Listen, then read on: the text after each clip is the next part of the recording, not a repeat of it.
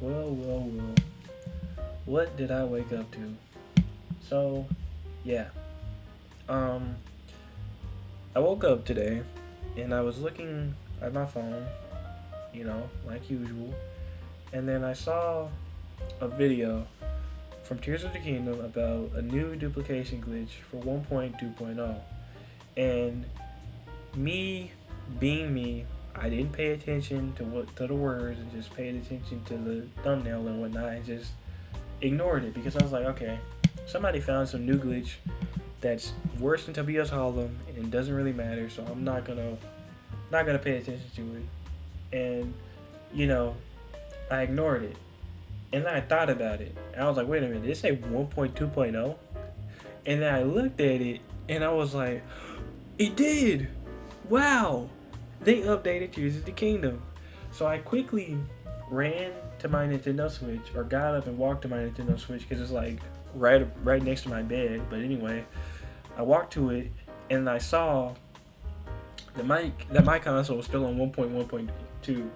So thankfully, I'm not on 1.2.0 because I had the foresight, which is not usually something I'm known for having, to actually turn off auto update for once and not just be like, you know what, they're not gonna do it. They're not gonna update the game for a while, so I won't have to worry. So yeah, thankfully I did that. Thankfully I took the precaution to do that. But yeah, for the people who didn't and are now stuck on 1.2.0, or just chose to just accept it, it can't get any worse than what they did to 1.1.2 or 1.1.1. It can't get any worse than that. Um, I feel so sorry for the people who just play with fire because now there are almost no glitches and now almost no glitches that were in 1.1.2 and 1.1.1. Basically, all of the ones that were discovered are now gone and patched out in 1.2.0, and it's a very sad day for Tears of the Kingdom because all of it's gone. Even ones like Tobias Hollow Chasm, which I thought they couldn't patch out because I assumed that was like a physics issue in rendering, they somehow found a way to patch it out. So now there are almost no glitches in Tears of the Kingdom. There's a couple that I've seen people find, and obviously there will be more by the end, but they are really honing in on all those glitches that people are finding. So you're probably not going to see a lot of videos on new ones for a while because um, I don't really want to update my game because I would have updated it honestly if if they hadn't patched out everything, but how much they've patched out, I really don't want to update my game because I lost so many glitches because I didn't turn on auto update for 1.1.1 and I missed out on so much that I could have enjoyed. Like, man, I would have loved doing all those funny glitches with like the Master Sword and playing with that. So, man, I missed out on so much. But thankfully, I'm stuck on this one, so I'm not gonna update for a while until there's DLC. If there's DLC, if not, my game will just stay forever stuck on Tears of the Kingdom 1.1.1 or 1.1.2, and I'm okay with that. Honestly, I really am okay with that because there's no reason to update if not for DLC. So yeah, I'm gonna stay on that for a while. Anyway, um, I was sad about this, but then I realized something. If Nintendo is this determined to update Tears of the Kingdom and get rid of all those glitches and patches, and plus the fact that they patched out almost every glitch from Breath of the Wild, this mean or added it in as a native feature, this means that Nintendo has probably been looking at the community surrounding these games if they're this knowledgeable about all of the glitches because there's no way their developer team is this skilled that they're able to just go in and find all these glitches like that took hours and hours of work by an entire community to find all of these.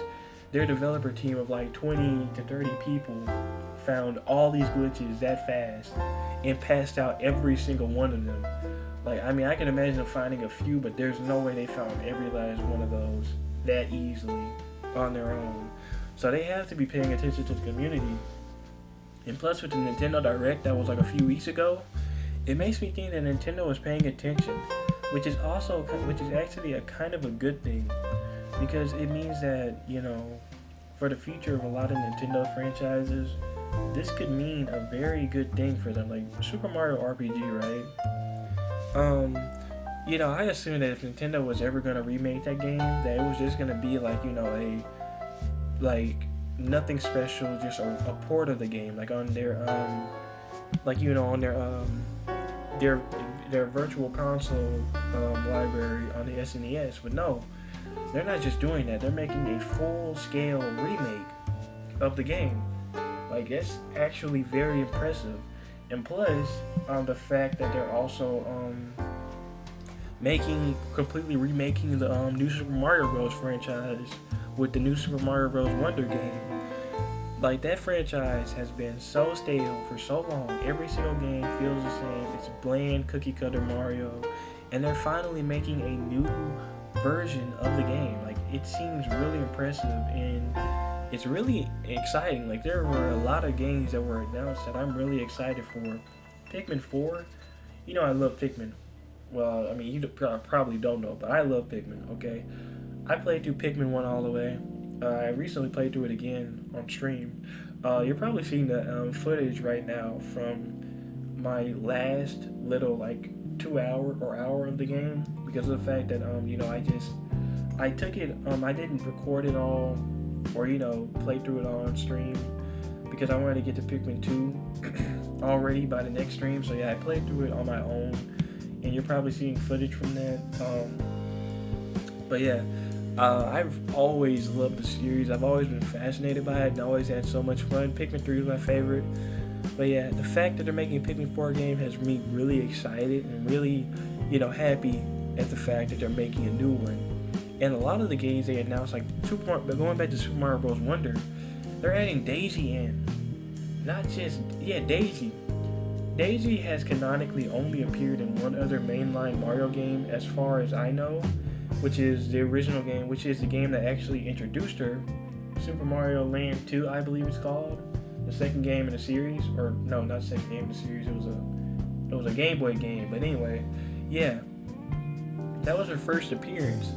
And it's also her last appearance in a mainline Mario game. She was basically banished to the Shadow Realm of party games along with Waluigi, who has still to this day never appeared in a mainline Mario game once. And, Wario seems to be there as well. But yeah, she finally managed to claw her way out. I guess people loved her so much in Smash Bros. And Nintendo was like, you know what? Let's give her a chance, guys. And made her a playable character.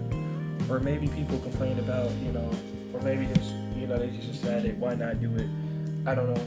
But still, I'm really hoping that Nintendo just listened to people wanting her to be a playable character in a Mario game and finally did it. But yeah. Also, with a lot of their other series, they seem to be more forthcoming with making, new entries. Like Metroid, that was a series that was dead, and they finally made a new one. And with the success of that one, and with the success of that new Metroid game, it seems like the franchise or the series is in a very good place to have a new game. And also, this means that Pokemon could potentially have some new reforms, because Pokemon is in desperate need of some shaping up. They are producing way too many games and not polishing them at all. Pokemon Scarlet and Violet is the turning point for Pokemon games, okay? Because there's no way, Nintendo is, regardless of what you want to say, old, archaic, ancient, dead, geriatric, whatever. Those are a lot of adjectives to describe being old, but still, that's what everyone calls Nintendo anyway. They are very proud of their work, and they hate, and the motto of Nintendo is to have fun, right? And if their players are not having fun, they get very angry at that. So I feel like they have had some strong words with Game Freak about the quality of their latest Pokemon games, and have said to make more games like Pokemon Legends Arceus and less games like Pokemon Scarlet and Violet. So Scarlet and Violet is probably the last mainline Pokemon game that you'll be seeing for I'm hoping at least 1 or 2 years. I'm hoping, because there's no way that series is gonna survive in a long. Well, I mean, it'll survive because it's Pokemon, but still, there's no way people will like it if it keeps going the way it's going. With these new games being released and these remakes being very poor quality, very terrible, just glitchy, buggy, all that stuff, man. They're they're in desperate need of some reshaping. So I feel like Nintendo is probably gonna be trying to get some, trying to fix those games up, telling Game Freak to fix those games, and like yeah, there were, it seems like Nintendo has really been paying attention to the community, which means that maybe we could also have a new Nintendo Switch coming soon. I'm hoping. I haven't seen any news on a confirmation. I've seen a couple of rumors and them talking about their next console, but they haven't confirmed it to be actually ready for showcasing at any point. So I'm hoping it comes within the next year or so, because Nintendo Switch is old and their new games that they're releasing are like all basically pushing the limits of what the Nintendo Switch can do. Like, we are constantly being impressed by what the Nintendo Switch can do, but also kind of being, embarrassed at how lacking it is and stuff. Like, seriously, it falls so behind the PS5 and Xbox Series X. And what basically stops Nintendo from basically just running the gaming industry as a whole right now is the fact that their console is so laughably weak.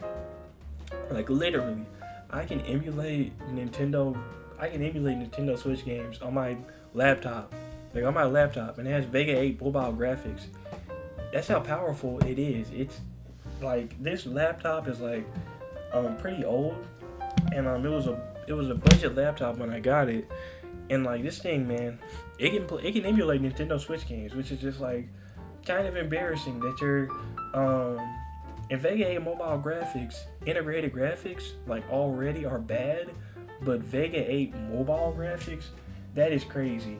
But yeah, this laptop that I use to record my videos on, it's just as powerful as the Nintendo Switch, or maybe just a little worse, I guess. Like, I don't get 60 FPS, but I get 30. I keep it capped at 30, but it runs these games pretty well. So yeah, I'd be impressed.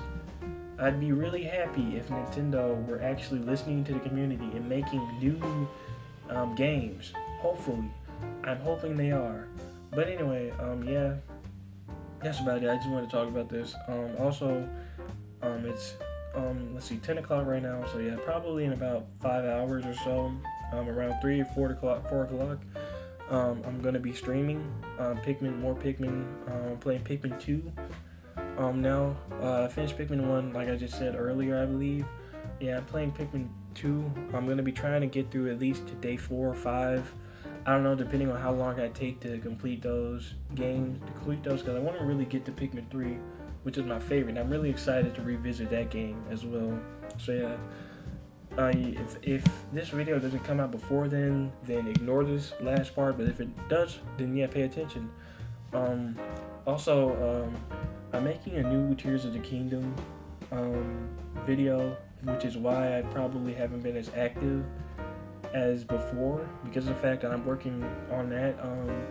It's a new challenge run sort of thing, where pretty much I'm playing through the game